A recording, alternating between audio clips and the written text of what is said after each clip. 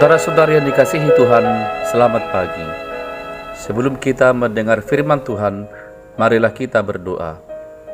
Kasih karunia dan damai sejahtera dari Tuhan Allah kita, Anaknya Yesus Kristus, dan Roh Kudus. Amin.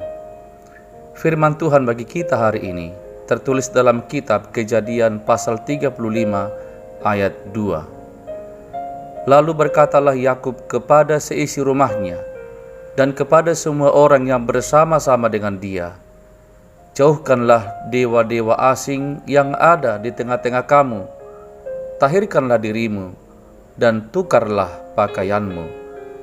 Demikian firman Tuhan. Saudara-saudari yang dikasihi Tuhan, saat Yakub melarikan diri ke Haran, dia tahu bahwa ada dewa-dewa asing di sana. Yakub juga menyadari bahwa ada dewa-dewa asing yang dibawa oleh rombongannya, dan itu tidak disukai oleh Allah.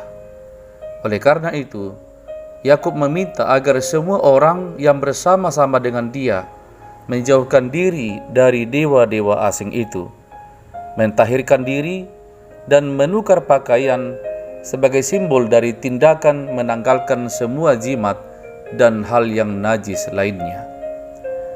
Peristiwa tragis yang dialami oleh Dina, anaknya, menjadi titik balik Yakub untuk kembali kepada panggilan Tuhan. Dia menyadari bahwa selama ini pusat hidupnya bukanlah Allah. Setelah mengevaluasi dirinya, Yakub mengambil respons yang tepat. Dia membenahi hidupnya dan keluarganya dan menjadikan Tuhan sebagai pusat hidupnya. Saudara-saudari, pada zaman ini, banyak orang Kristen yang memiliki latar belakang sebagai penyembah berhala, pemakai jimat, dan lain sebagainya. Sisa kebiasaan lama yang sering masih tertinggal adalah berdoa bagi arwah orang yang sudah meninggal, mengikuti ramalan bintang, menanam kepala kerbau sebelum membangun rumah, menyimpan jimat, bertanya kepada tukang ramal, dan lain sebagainya. Saat menjadi Kristen, tidak selalu sisa-sisa kebiasaan lama itu bisa langsung ditinggalkan total.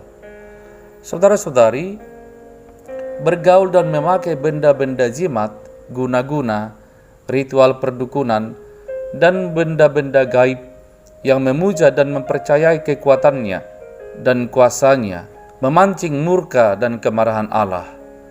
Bukan hanya kita sudah tersesat, tetapi hidup orang yang masih menggunakannya tidak akan pernah tenang, selalu gelisah, bawaannya marah, tidak pernah bahagia, menyengsarakan hidup, mencelakakan, bahkan meminta korban. Belum lagi akan menerima murka dan hukuman dari Tuhan. Oleh karena itu, jangan setengah hati. Ambil komitmen penuh, bersihkan dan tahirkan diri kita, keluarga kita, dan anak-anak kita dari segala hal yang berbau mistis dan gaib. Jangan menjauh dari Tuhan. Jangan menyembah apapun selain menyembah dan percaya kepada Tuhan.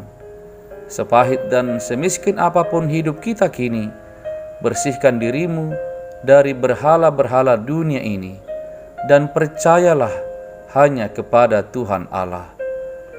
Amin. Marilah kita berdoa.